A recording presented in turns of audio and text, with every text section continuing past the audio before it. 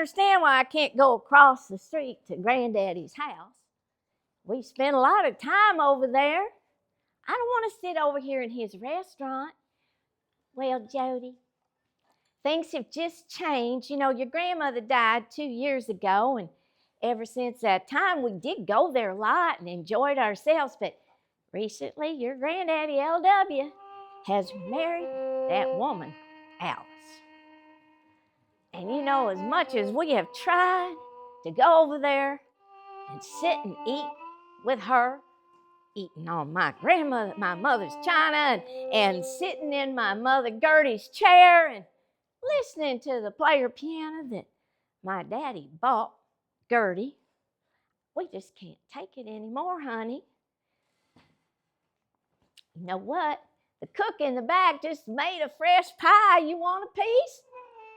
Oh, yeah, I like pie. Here you go, honey.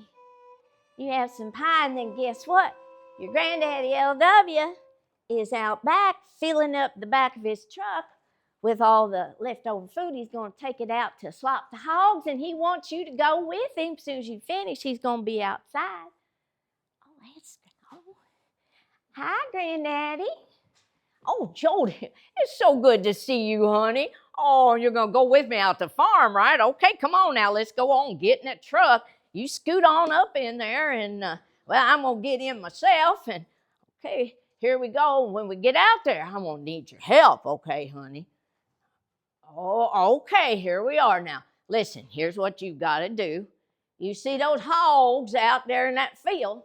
You're going to go up right up on the rail, and you're going to call for them to come in so they know that it's time to eat. Oh, okay. Suey! Yeah, Suey, come here. Piggy. Yeah, Suey. Yeah, Piggy. Why, Jody, that's some fine hog calling, honey. Oh, wow, look at them running in here. Oh, I already got the slop in the pan. You'd think they hadn't eaten in a month. They're making those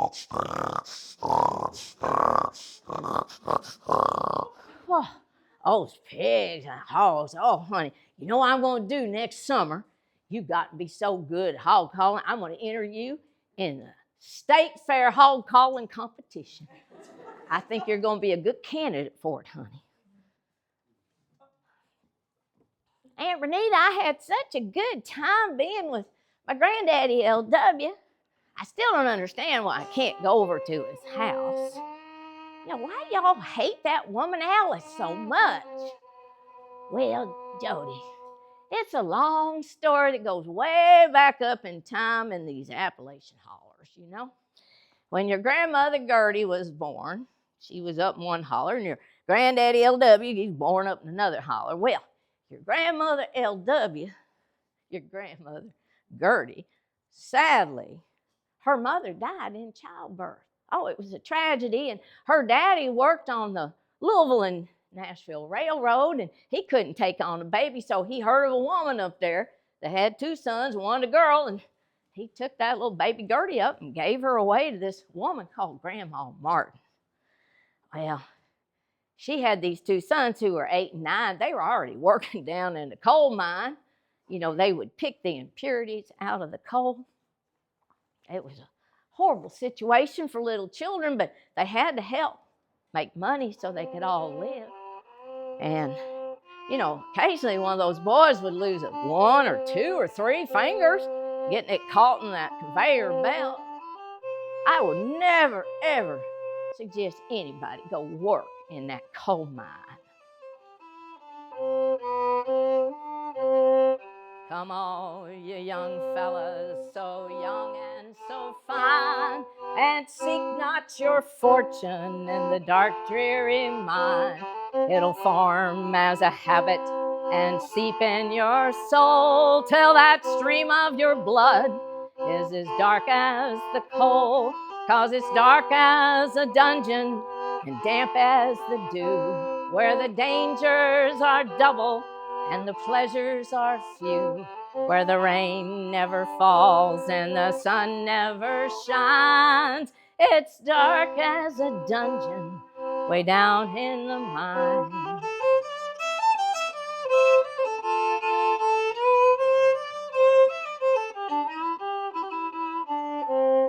Well, it's many a man that I've seen in my day who lives just to labor his whole life away.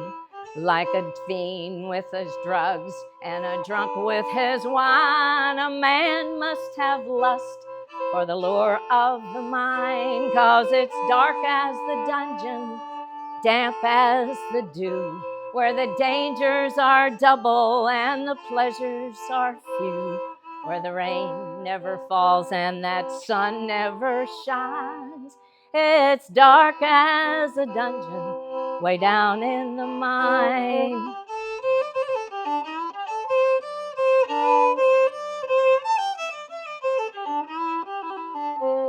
Well, I hope when I'm gone and the ages shall roll, my body will blacken and turn into coal.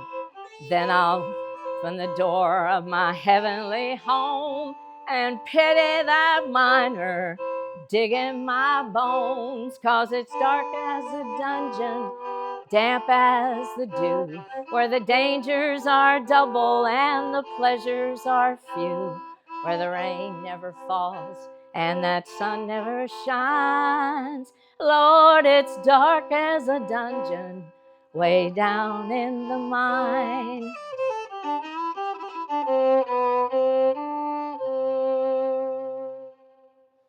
So when your grandmother Gertie was 13 and your granddaddy LW was 17, they met at a Pentecostal revival way up in some part of Appalachia. Oh, you know, honey, I'd love to take you to one of those revivals. Your mother wouldn't let me take you anywhere near that kind of thing. But it's great. It's people praying and swaying and speaking in tongues. And, oh, honey, even some of those men like to handle poisonous snakes. They're always hoping Jesus is out there awake and they're going to not get them killed. Anyway, so as the story goes, your grandmother and your grandfather, it was love at first sight, and they made a plan. And that night, your granddaddy LW went down to that Grandma Martin's house, and he waited outside until Gertie could sneak out. And by golly, they went and got married the next morning. And before you know it, they're setting up housekeeping up in the mining camp where LW was working, digging coal.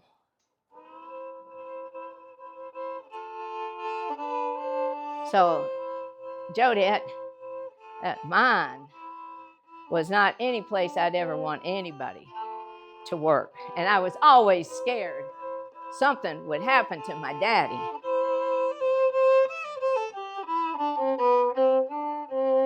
A miner was leaving his home for his work when he heard his little girl scream. He ran to the side of that little girl's bed. She said, "Daddy, I've had such a dream. I dreamed that the mine was all covered with fire and the miners all fought for their lives." Just then the scene changed and the mouth of that mine was covered with sweethearts and wives. Oh, Daddy, don't go to the mine today, for dreams so often come true. My daddy, please don't go away, 'cause I never could live without you.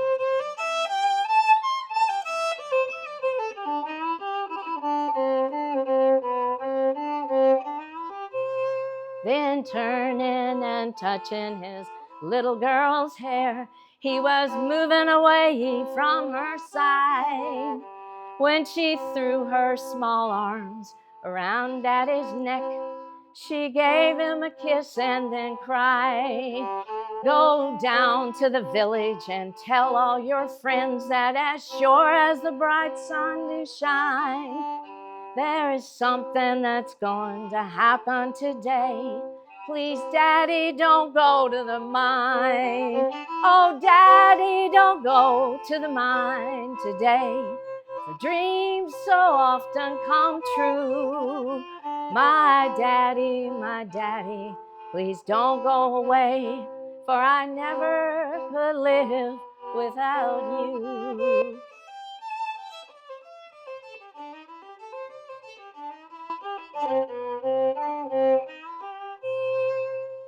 Well, Jody, then the next thing that happens is our country goes into a major depression. And that coal company cut the miners' wages. They barely had anything to live on as it was. And then the United Mine Workers of America came in and started pushing the miners to organize to go on strike against the owners of the coal company. And things got violent. My daddy carried a shotgun with him everywhere he went. You know, I never knew what Daddy thought about the union. I do know he liked all those boys he worked with down in the mine. They were all really close, and he didn't like how the company treated them. They cheated them. They were always in debt to the company like indentured servants. And then the union started to push on hard, and things got really bad. Somebody wanted my daddy dead. Now, if it was the side of the union that he was supporting, it would have been the coal company who wanted him dead. If it was the side of the coal company, it would have been the union that wanted him dead. But one day, he was coming down from the mine in a little rail car, and somebody cut the cable, and that car went racing down that hill, and he barely jumped off with his shotgun before it went flying off a cliff. Which side are you on? Which side are you on? Which side are you on? Which side are you on? My granddaddy was a miner, ran the company store too. Somebody wanted to kill him, he didn't know what to do. Which side are you on? Which side are you on? Which side are you on? Which side are you on? It could have been a company man or maybe a union boy. Somebody wanted him dead real bad. He took the family and fled.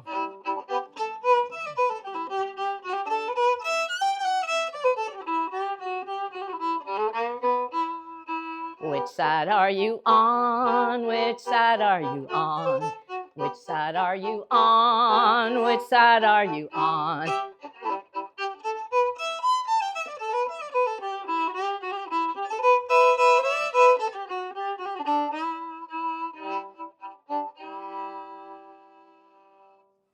LW, what's the matter? You look like your hair's on fire. Come on, Gertie, we're getting out of here right now. What do you mean we're getting out of here? I just was under the house. They put a bunch of dynamite on there. They're going to kill every one of us. Listen, I've been talking to Uncle Charlie down there in Middlesboro, and he's offered me a job. We can live with him, and he has that cab company, He named that thing we may doze, but we never close cab company. So he's told me, he said, look, I can die. I'm going to be driving his night shift because I'm younger. Well, LW, that sounds really dangerous. Well, it's no more dangerous than staying around here and getting blown to smithereens by dynamite. What are you going to be doing driving at night? Always. This is the way it's going to work. He's got this souped up cabs really fast, and I'm going to get in that cab, and I'm going to drive up on top of that Appalachian Ridge, and somebody's going to flash a light, and I'll stop. Somebody comes out, opens up the trunk, puts something in the trunk, smacks my car, and I drive on down to Knoxville. Same thing. Somebody comes out, and the lights flash. Somebody comes out, opens the trunk, gets out whatever's in there, and I slaps my car, and I drive on back down to Middlesboro. That's all there is to it.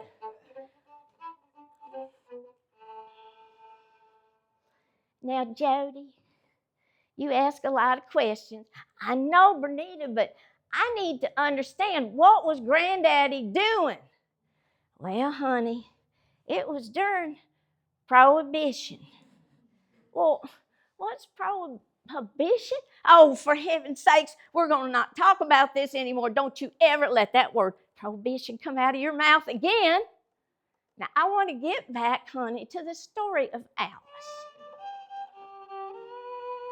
So your granddaddy one day was coming out of a hardware store there in Middlesboro, and he sees this 16-year-old girl that he knows named Alice. And, she is so excited and happy. And, LW, guess what? I got married. He's like, well, investigating the whole situation and finds out who she married, and he quickly bids adieu and goes to the jailhouse.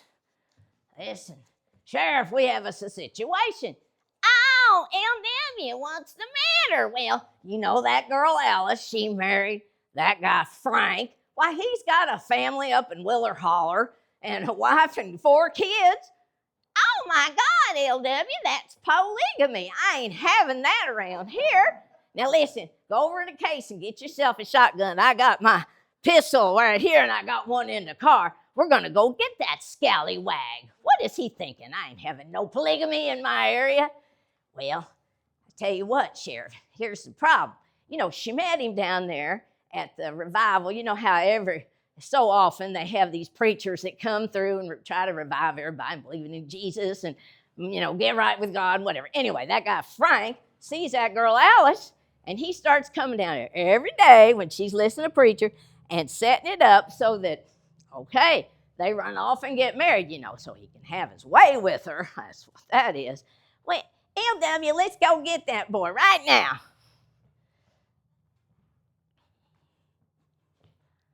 Uh-oh, LW. Here comes Alice. Oh, God, Gertie, I have avoided her for the last 2 weeks. Well, you're not going to avoid her right now because here she comes.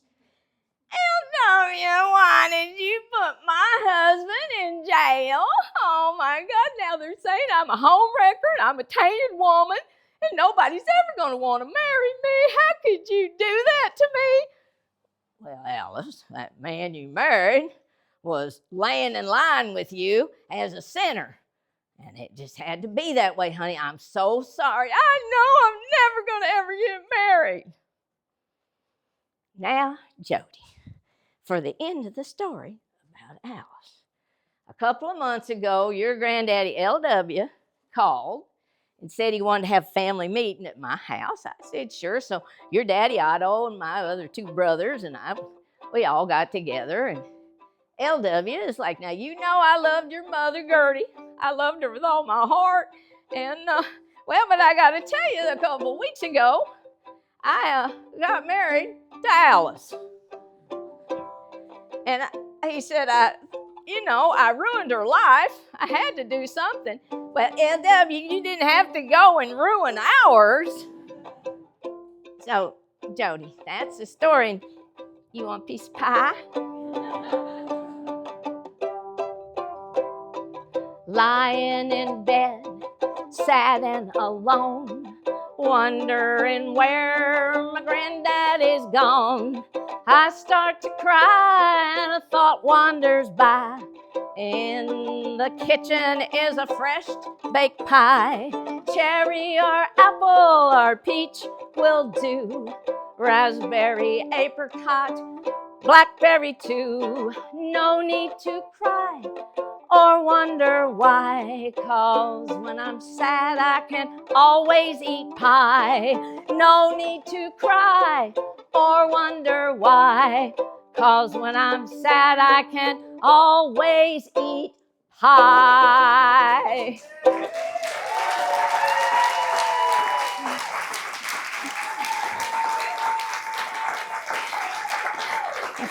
This is, yay! Yay, we did it.